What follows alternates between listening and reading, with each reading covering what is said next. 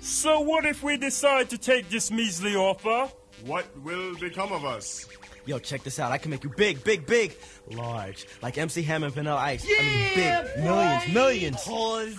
We contain an authentic, true intellect that clearly disputes us from that kind of dereliction of versatile elemental. In other words, he's trying to say we're black.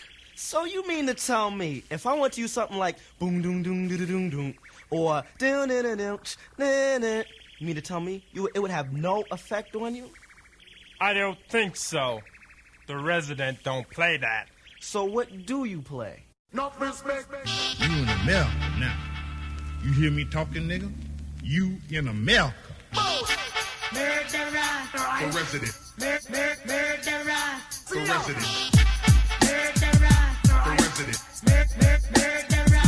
resident.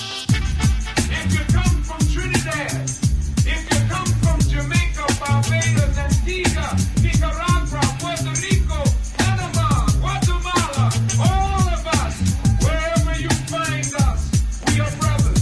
The resident. The resident. The resident.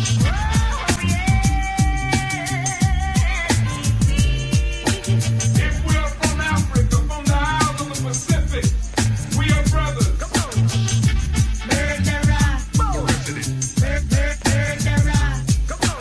I don't care where you come from, brother. I don't care where you come from. So, we just finished up an interview with Janelle out of Lids, where I got my hat from. It was very interesting. We didn't get to speak too long because she was working, but what we did speak about was very interesting. So, you're gonna see Janelle in a few. And she had some really good insight being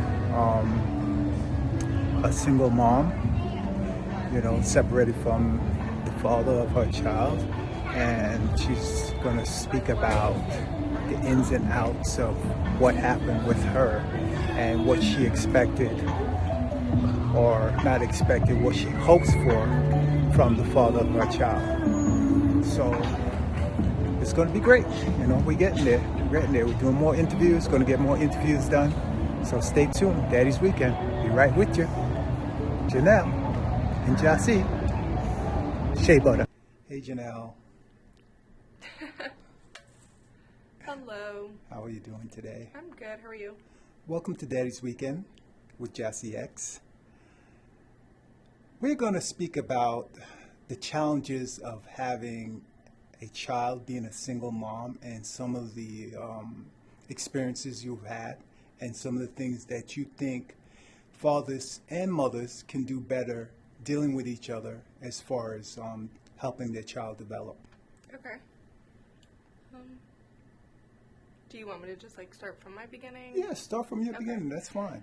So I got pregnant at 19 with the father of my child. Mm-hmm. We didn't really know each other that well, but decided to go through with everything. Once my daughter was born, we just never really were together, so we've always kind of had the challenges of trying to co-parent and not be together from the jump. Mm-hmm. In the beginning, it was really hard, but we worked our way through it. One thing that we had always agreed on, especially, because we both came from separated parents, was that we were always going to be friendly and for the kid no matter what. Obviously, like I said, I was 19 when I got pregnant, so I was 19, 20 when I ended up giving birth. I was still very young, and as was he, so being friends and staying friends was a little bit of a difficult situation. Yeah, it right? was a little bit. Yeah, it was difficult. There was a point where we couldn't even be in the same room. Yes. But we got to a point where it was no longer about us, and it was about what was more beneficial for our daughter. And I think that's something that a lot of people don't, really take into account is, all right, it's not about me, it's not about what I want, it's about what's best for our kid, and what they want. Mm-hmm. So that was something that we always had, we've I mean, we have a great relationship now, but that's something that we've always tried to push for and try to encourage on both sides of the family. Luckily for me, even though we weren't together anymore, his family was and is, I'll say that, was and is very, very supportive.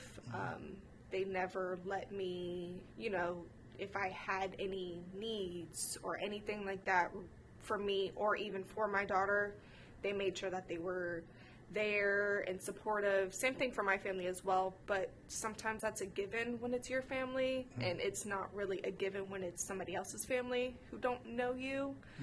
So I was very blessed in that situation. But yeah, that's... So as far as your child is 5 years old now. Yes. So as far as that goes, what do you see now as far as the activities and the experiences that you would want to show your child, and kind of break the cycle of single parents not doing the right thing by their children? So in all honesty, there's a lot of things that I wish that my baby father would do or would have done to be more involved in her life. But it got to a point where there's only so much that I can do. There's only so much that I can say before it's like, all right, now I'm starting to come out of my character and I'm starting to come out of my own piece, trying to push a narrative that I want to push, and that's not fair for him. At the end of the day, yes, I'd love him to be a little bit more involved, but the relationship that they build and that they have for them is for them. I don't think it's my place or anybody else's place to really kind of put the, oh, you're supposed to do this, this, and this with your kid. Like, I don't think that's fair. But in my personal opinion, I will say I wish he was a little bit more present in the moment. And I think that's something that all parents, single, together, or anything, that's what your kids need, is for you to be present in that moment right then. They just want your attention and your time and your love. Like, you know, when they're growing up, you know, they start to walk, so now they want to like walk towards you, you know, they start to talk, so now they just want you to listen to what they're trying to say, you know. So I wish he was a little bit more present in those moments. But, you know, it's his relationship with his daughter, so. As far as activities like school activities, things like that, being present for maybe some type of award ceremony or stuff like that? Yeah, award ceremony or any activities that she might have. How important do you feel that is for your child, for the father to be present? Oh, it's super important, but not just the father, mothers as well. Yes, both.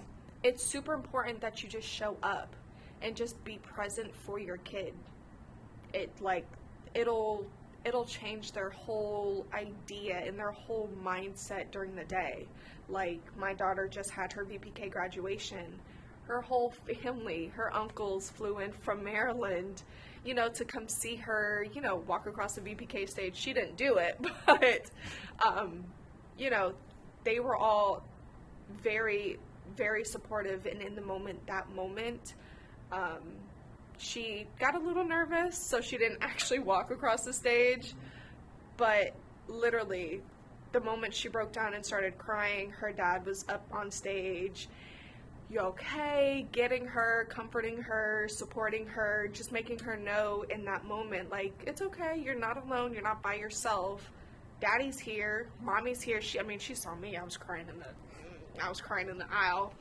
But like, kids need those moments of knowing that no matter what, mommy or daddy, it should be mommy and daddy, but you know, some situations, mommy or daddy is going to be there for me no matter what.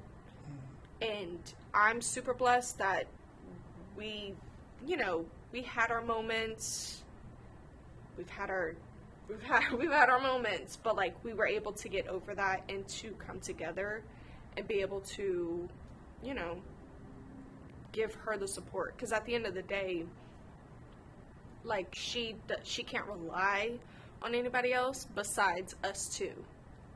So if I'm lacking somewhere, I would hope he would pick up the slack and vice versa. Yes, that's correct. That's correct. That's one of the important parts I think about being a parent, is that one side is 100% responsible when they have your child, and the other one is 100%. You should rely on each other to do the right thing. Yeah. One of the things that I find that is odd is the drama that people encounter with their children, and they're not focused on the child. And how do you think that you know, more young people that are in this situation are able to resolve their actions and focus more on their child? A big thing for us, I would say, is we took our personal feelings out of it.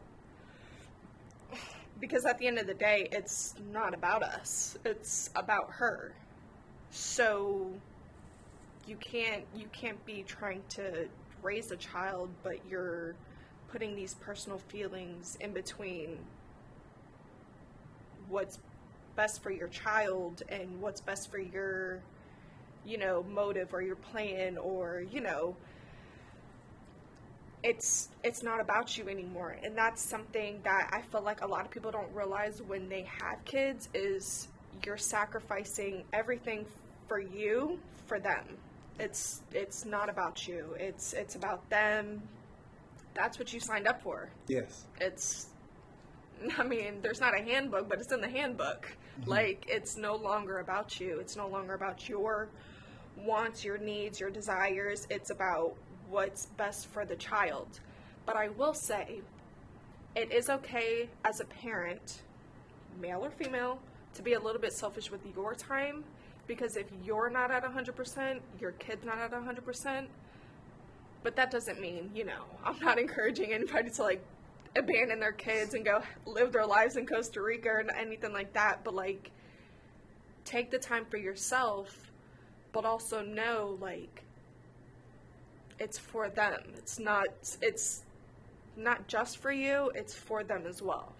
My mom always told me that you have to love yourself in order to love others. And for sure, when it comes to self-care, if you don't have self-care for yourself, you cannot care for your child. But not even that. If you don't have self-care for yourself, you can't teach your kids how to have self-care for Correct. themselves. And then that's when that cycle of beating yourself up